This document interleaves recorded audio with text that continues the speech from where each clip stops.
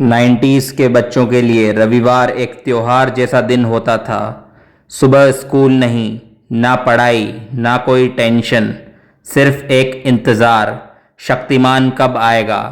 जब 12 बजे टीवी पर वो इंट्रो म्यूज़िक बजता था तो ऐसा लगता था जैसे टीवी पर कोई शो नहीं बल्कि कोई अपना सुपर हीरो आ रहा है। एक ऐसा सुपर हीरो जो इंडिया का था, जो अपनी भाषा बोलता था, जो हमारे जैसे बच्चों को सिखाता था कि सच का साथ देना ही सबसे बड़ी ताकत है।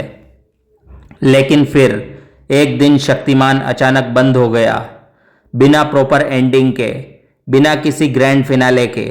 हर बच्चा शौक में था, ये शो बंद क्यों हुआ। आज हम इस वीडियो में शक्तिमान के शुरू होने से लेकर उसके बंद होने तक हर छोटी बड़ी सच्चाई को समझेंगे। एक भी फेक बात नहीं, सिर्फ असली इतिहास, असली वजहें, असली घटनाएं। पहला अध्याय, शक्तिमान का जन्म। 1990 में भारत का टीवी बहुत सिंपल हुआ करता था। माइथोलॉजिकल शोज थे, रामायण, महाभारत, लेकिन कोई सुपर हीरो नहीं था। एक ऐसा इंसान जो बच्चों का आदर्श बन सके, जो सिर्फ ताकत से नहीं बल्कि कैरेक्टर से भी बड़ा हो।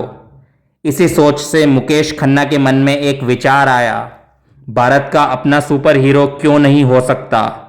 उन्होंने शक्तिमान को पूरा डिज़ाइन किया, उसका कॉस्ट्यूम, उसकी पावर्स, उसका बैक स्टोरी, उसकी फिलॉसफी, उसकी मॉरल वैल्यूज़। शक्तिमान किसी वेस्टर्न सुपर हीरो की कॉपी नहीं था, वो एक इंडियन स्पिरिचुअल सुपर हीरो था जिसका कॉन्सेप्ट योग, चक्र, मेडिटेशन और सूर्यांशी ऊर्जा से इंस्पायर्ड था। यह आइडिया इतना बड़ा था कि उस जमाने के लिए ऑलमोस्ट इम्पॉसिबल लगता था, लेकिन मुकेश खन्ना ने रिस्क लिया और प्रोजेक्ट शुरू हुआ। दूसरा अध्याय, इंडिया का सबसे महंगा शो बनना। शक्तिमान जब शूट होना शुरू हुआ तो पता चला कि यह शो नॉर्मल शोज जैसा नहीं है। एक नॉर्मल एपिसोड 40,000 से लेकर 1 लाख तक बन जाता था, लेकिन शक्तिमान का एक एपिसोड बनता था 6 से 7 लाख रुपए में। 1997 में ये एक ह्यूज अमाउंट माना जाता था। खर्च इतना क्यों था? क्योंकि वीएफएक्स, उस समय इंडिया में सीजीआई या कंप्यूटर ग्राफिक्स शुरू ही हुए थे। हर उड़ने वाला सीन, हर एनर्जी अटैक, हर transformation manually frame by frame बनाया जाता था।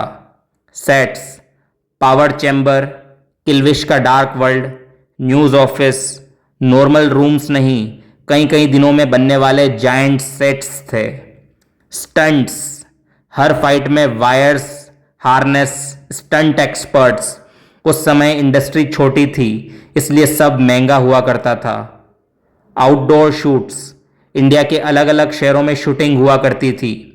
Travel plus logistics is equal to खर्च 2 गुना। शो जितना पॉपुलर हुआ, चैनल उतना ज़्यादा मांगता गया।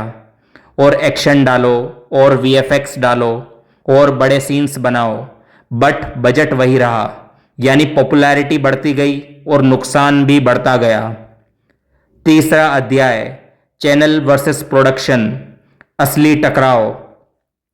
अब आता है सबसे बड़ा टेक्निकल ट्रुथ जो बहुत कम लोग जानते हैं। शक्तिमान प्रोड्यूस कर रहे थे मुकेश खन्ना, लेकिन टेलीकास्ट एंड फाइनेंशियल डिसीजंस ले रहा था दूरदर्शन। प्रॉब्लम शुरू हुई पेमेंट से। दूरदर्शन ने बजट प्रॉमिस किया था, लेकिन समय पर पैसा नहीं मिला। 104 एपिसोड्स तक पेमेंट डिलेज होते रहे। प्रोडक्शन टीम परेशान होने लगी। एपिसोड बनाने का खर्च हर हफ्ते बढ़ रहा था, लेकिन चैनल से पैसा नहीं आ रहा था।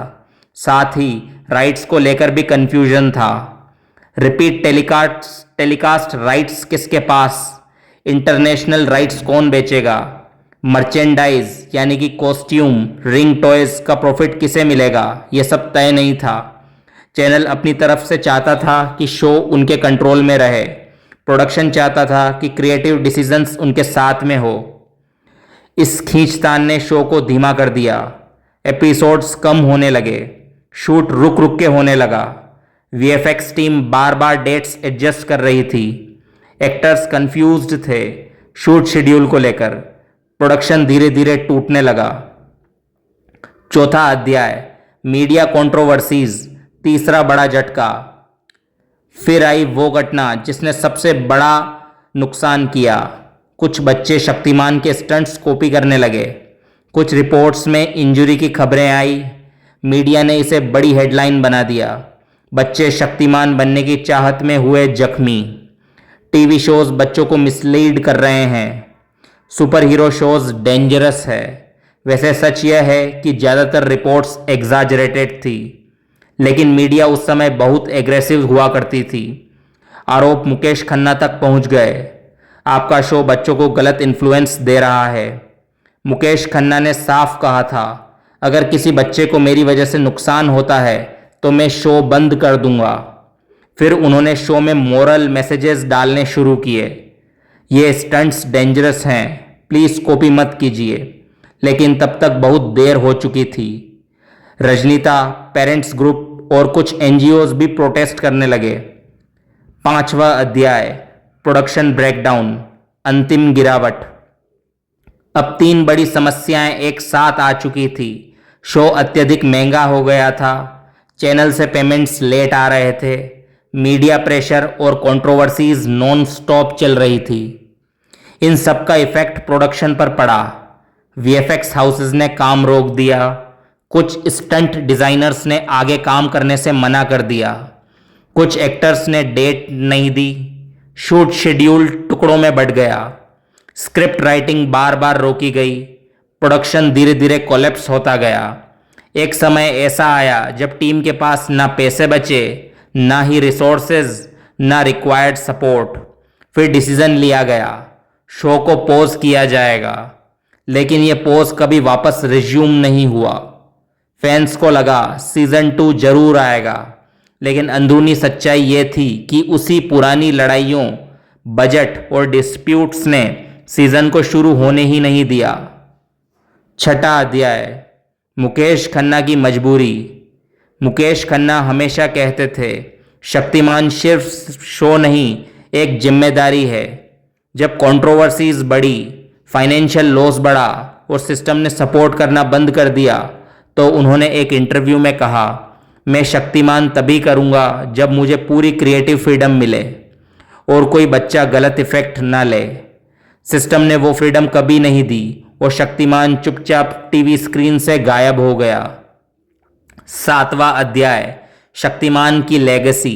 आज 25 साल बाद भी शक्तिमान सिर्फ एक कैरेक्टर नहीं, वो एक वैल्यू सिस्टम है जिसने हमें सिखाया सच बोलना, दूसरों की मदद करना, discipline, self control, anger control, spiritual strength, positive living.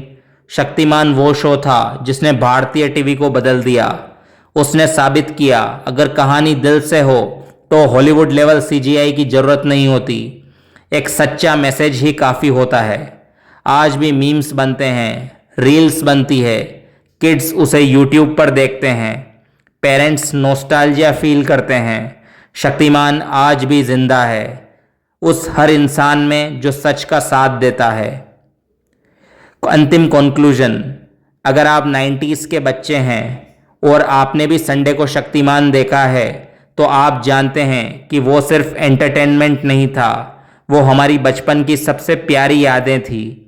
और आज जब हम जान लेते हैं कि शो क्यों बंद हुआ, तो एहसास होता है शक्तिमान को किसी विलन ने नहीं हराया, उसे तो हराया बजट ने, सिस्टम ने, मीडिया ने और मिसअंडरस्टैंडिंग्स ने। लेकिन शक्तिमान कभी गया नहीं। जब जब अंधेरा बढ़ेगा, तब तब शक्तिमान वापस जरूर आएगा।